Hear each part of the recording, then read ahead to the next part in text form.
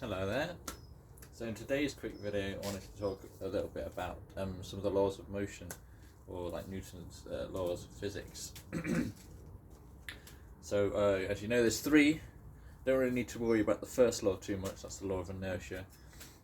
Not too applicable to like fighting and martial arts, but the two main ones are the second and the third law. The second's the most important, I think, for understanding like power generation, how to maximize the amount of force that you can put into your target. So second law is force equals mass times acceleration. So it's a multiplicative formula, mass times acceleration. So if you increase either one, it increases the output. If you want to get real big output, then you increase both, and it exponentially increases. So you got acceleration. So acceleration is different from momentum, or speed rather. So acceleration is the rate at which something increases in speed, not how fast it's going. So it's not how fast your fist is travelling when it lands the target, it's how quickly it went from 0 to 0 while it's on that path.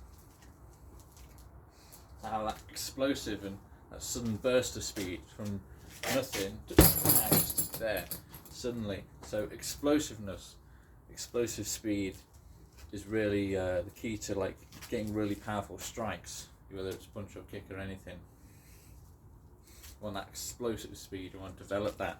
There's a bunch of different ways of developing it. I've sort of covered them before, but essentially that's one part of the equation, having that acceleration, that sudden burst of speed, and they're just suddenly going out. And then there's the mass as well. How do you increase the mass? So if you just punch like that from there, you know, it's basically just the weight of your fist or your arm that's landing on the target. So you watch, I punch there, like that, then I punch again, like that. So it moves a bit more, the bag's swinging a bit more heavily, because it impacted with a bit more force. And the reason that happened is because I put my body behind it more, so that instead of the mass of just my fist, it's like the mass of my whole body going into the equation, and your fist is just the contact point. But the whole weight of your body, like if your centre of gravity moves, then the weight of your whole body is kind of going in that direction, and so that adds into the equation as well. So that's how you can increase the force, by either increasing both or one of either, but ideally both for maximum power output. And then there's the third law, which is for every action has an equal and opposite reaction. So essentially the way you can apply this to fighting, fairly simple concept. Whenever you hit someone, especially if it's a hard strike, or there's two different types of strikes really, there's like sort of push strike and an impact strike. So this is more talking about push strikes.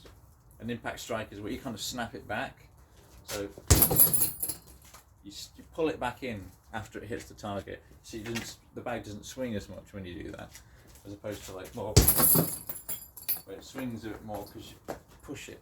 Impact is kind of doing that snap causes the force to, instead of going directly through, it kind of dissipates. So if you want to do like internal damage, it's better to do that. But when it comes to like doing your push strike, you need to understand that the target's going to move. So when you're practicing, say you're practicing like a front kick, like push kick style, you practice, you can't just do it and then stand still and then do your follow-up punches or whatever.